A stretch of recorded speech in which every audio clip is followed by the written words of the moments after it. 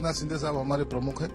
वो उनको हमारी जो डिमांड है हम उनके सामने रखा है कि अपने को इतनी सीट लड़नी चाहिए, लेकिन वो जो डिसाइड करेंगे उसके बारे में हम उसके ऊपर कोई क्वेश्चन नहीं रहेगा, उतनी सीट हम लड़ेंगे। हर बहन को उसका हिस्सा गवर्नमेंट दे रही है या तो उसको मदद करने की कोशिश कर रही है, तो एक पॉजिटिव मैसेज जो बोलते हैं, पॉजिटिव एनर्जी जो आती है, तो वो उसको लिए हमारी प्रायोरिटी है और ये योजना सफल होगी। कांग्रेस बड़े भाई की भूमिका में है। वो चाहते हैं कि हमको सबसे ज्यादा सीट मिले। जब अगर उनकी डिमांड बढ़ेगी तो महाविकास आघाड़ी में ये दरार पैदा होगी और महाविकास आघाड़ी में जो अलग होने की जो बात है वो शायद ये 8-10 दिनों में चलेगी। महाराष्ट्र में विधानसभा चुनाव करीब आते जा रहे हैं। ऐसे में सरकार और उसके साथ साथ विपक्ष ये सीट शेयरिंग में लगे हुए हैं। उसके साथ साथ जो योजना सरकार के तरफ से अनाउंस की गई है उनका इम्प्लीमेंटेशन जल्द से जल्द हो, ये सरकार की कोशिश है। इस वक्त शिवसेना के एमएलए संजय शिरसाट हमारे साथ जुड़ रहे हैं। सर, सीट शेयरिंग को लेकर के बताया जा रहा है कि अजित पवार जाके एक अमित शाह जी से मिले हैं दिल्ली में, 70 से 80 सीटों की मांग हुई है। ये बात सभी मानते हैं कि अर्ली सीट शेयरिंग होना चाहिए। क्या लगता है? देखो, अजित दादा दिल्ली गए थे, अमित शाह साहब से क्या बात की मुझे पता नहीं है, लेकिन हर पार्टी के लोग अपनी सीट ज्यादा रहना चाहिए ये सोचते हैं और वो कोई गलत नहीं है, लेकिन उसका कैसा दिया जाना चाहिए, कैसे होगा वो सीट शेयरिंग, इसके बारे में अगले आने वाले 10 दिनों में जो मीटिंग्स हो जाएंगी वो मीटिंग में ये तय किया जाएगा। मांगना अलग बात होती है, प्रैक्टिकल में वो सीट शेयरिंग होना अलग बात होती है। और मुझे नहीं लगता, हर पार्टी, बीजेपी भी मांगती है और उसकी सीटें अलग से, शिवसेना मांगती है, राष्ट्रवादी मांगती है, तो ये सबका अगर कैलकुलेशन किए तो किसने कितने सीट लड़ाना है इसके ऊपर संभ्रम है। तो ये सब चीजों का निपटारा या तो इसके सबका आंसर आपको ये 10 दिन में, आने वाले 10 दिनों में मिलेगा। सीट शेयरिंग जैसी भी हो मेरिट पे होनी चाहिए, ये बात सब मानेंगे। और किसी पार्टी का अगर एक एमपी चुन के आए तो उसको कितनी सीटें दी जाती है उस पर भी लिमिट लगती है। नहीं, हर चीज पे लिमिट लगती है। और ये आने वाला विधानसभा का चुनाव जो है, जो चुन के आएगा वो सीट उसी पार्टी को दी जाएगी, ये कैलकुलेशन किया गया है। यस, अगर यहां लगता है कि ये पार्टी का उम्मीदवार चुन के आ सकता है तो उसको वो दिया जाएगा, अगर नहीं आता है तो वहां की सीट ली जाएगी। तो ये सब चीजें ये आने वाले बैठक में ये सब नेता लोग तय करेंगे और कोई तकलीफ नहीं है। महायुति में कोई भी झंझटबाजी या तो कोई तनावपूर्ण वातावरण नहीं रहेगा, इतना पक्का है। शिवसेना कितनी सीटों की मांग करने वाली में बैठकों में? अरे मांग कितना भी करे, अब एकनाथ शिंदे साहब हमारे प्रमुख हैं। वो उनको हमारी जो डिमांड है हम उनके सामने रखा है कि अपने को इतनी सीट लड़नी चाहिए, लेकिन वो जो डिसाइड करेंगे उसके बारे में हम उसके ऊपर कोई क्वेश्चन नहीं रहेगा, उतनी सीट हम लड़ेंगे। बीजेपी का आंकड़ा सामने आया है 160, 70 से 80 एनसीपी। शिवसेना की तरफ से भी तो कोई मांग होगी 288 सीट्स में से कितनी आकांक्षा हम रख सकते हैं जो लोकसभा का परफॉर्मेंस रहा है उसको देखते हुए?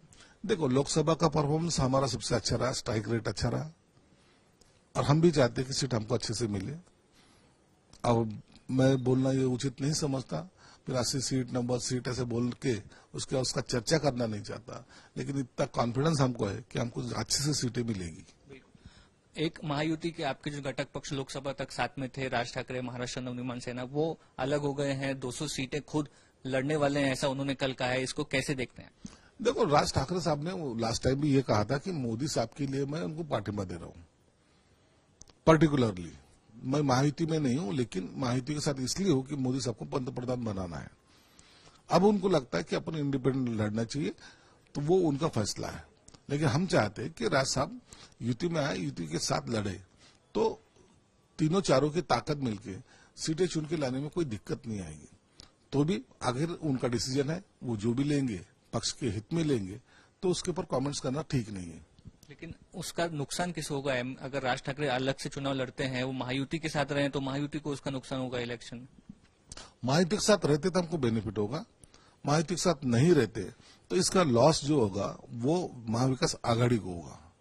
वजह एक है कि उनका जो कार्यकर्ता है वो कभी भी उनके साथ जाना नहीं चाहेगा, वो अपना से अलग से रहेगा।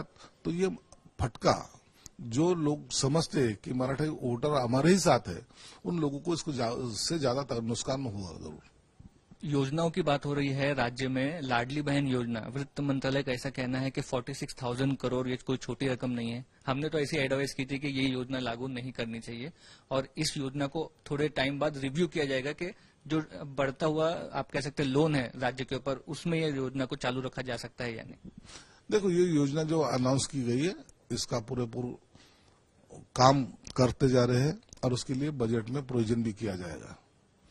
भले एक काम कम हो जाए, मानो कि आमदारों का जो निधि है, तो आमदारों को जो मिलने वाले और से जो निधि थे उसके ऊपर थोड़ा कैंची लगाई जाएगी और ये जो पैसा है, जो बैलेंस पैसा है, वो ये योजना में डाला जाएगा। ये बहुत महत्वाकांक्षी योजना है। हर बहन को उसका हिस्सा गवर्नमेंट दे रही है या तो उसको मदद करने की कोशिश कर रही है। तो एक पॉजिटिव मैसेज जो बोलते हैं, पॉजिटिव एनर्जी जो आती है, तो वो उसको लिए हमारी प्रायोरिटी है और ये योजना सफल होगी, इतना पक्का है। आज देखते होंगे गांव में, देहातों में रहो या शहर में रहो, ये हमारी लाडली बहना रहो, युवक रहो, ये सब लोग ये योजना का फायदा लेना चाहते हैं। तो ऐसे वक्त उनके साथ में खड़े रहना ये सरकार की जिम्मेदारी है और सरकार अर्थ मंत्रालय क्या कह रहा है या तो और कौन से काम एक दो कम हो रहे, इसके ऊपर ख्याल न देते हुए ये योजना पूरेपूर लागू करेगी। लेकिन महाविकास आघाड़ी भी है, आपके भी कुछ एमएलए जो कह रहे हैं कि चुनाव से पहले जो काम होने थे उसके लिए निधि नहीं मिल पा रहा है, फंड नहीं मिल पा रहा है, और ये इलेक्शन पर एक तरह से आप कह सकते हैं कि रिजल्ट पे असर कर सकता है। नहीं, ऐसा कुछ नहीं है।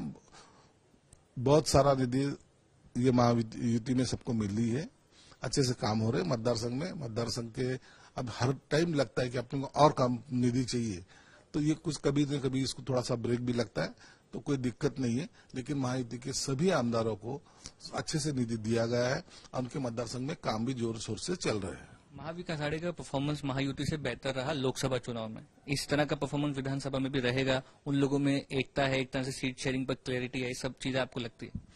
देखो, हमारी एकता है। हम एक तनावपूर्ण वातावरण में इलेक्शन लड़ना नहीं चाहते, इसलिए हमारा फ्रेंडली सब निगोशिएशन भी होगा, सीट शेयरिंग भी होगी। लेकिन महाविकास आघाड़ी में आज भी देखे जाए कांग्रेस की तरफ से कोई बयानबाजी नहीं होती। कांग्रेस शायद ही इनके साथ नहीं रहेगी, ऐसा एक रिजल्ट देखने में आता है। इसलिए कांग्रेस बड़े भाई की भूमिका में है। वो चाहते हैं कि हमको सबसे ज्यादा सीट मिले। जब अगर उनकी डिमांड बढ़ेगी तो महाविकास आघाड़ी में ये दरार पैदा होगी और महाविकास आघाड़ी में जो अलग होने की जो बात है वो शायद ये 8-10 दिनों में चलेगी। को ऐसा लगता है कि जो राज्य के कांग्रेस के नेता हैं वो उद्धव ठाकरे के साथ या शरद पवार के साथ खुश नहीं है? जितनी सीटें उनको मिलनी चाहिए लोकसभा का परफॉर्मेंस देखते हुए वो नहीं मिल पा रही, इसलिए कहीं ना कहीं एक तरह से ये अड़चन है। अरे, कार्यकर्ताओं को संभालेंगे कैसे?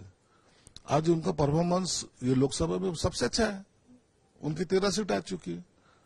कार्यकर्ता बोलता है मुझे सीट लड़ना है, तो उसको कैसे नाराज कर सकते हैं? इसलिए कांग्रेस भी अपने इस पे अड़के बैठेगी और सीट ज्यादा लिए बिना वो रहने वाली नहीं है, इतनी बात तो पक्का है। इसलिए अभी कांग्रेस जो बोलेगा, अगर उसकी बातें अगर शरद पवार और उद्धव ठाकरे अगर सुनते नहीं तो शायद वो आघाड़ी में रहना पसंद नहीं करेंगे। महायुति के लिए सीएम फेस एकनाथ शिंदे रहना चाहिए, आपको लगता है? सीएम के ही नेतृत्व में चुनाव लड़ा जाएगा। आने वाला विधानसभा का जो चुनाव है एकनाथ शिंदे के ही नेतृत्व में लड़ा जाएगा और इसको सहमति खुद देवेंद्र फडणवीस साहब ने खुद दी है। अब उसमें कोई शंका करने की कोई बात नहीं। हमारा फेस एकनाथ शिंदे रहेगा और विधानसभा उसके नेतृत्व में लड़ी जाएगी। संजय सिरसाट जीते आने वाला चुनाव एकनाथ शिंदे के नेतृत्व में लड़ा जाएगा, ऐसा कह रहे हैं। कैमरा पर्सन नितिन वर्णे के साथ मुस्तफा शेख, आज तक।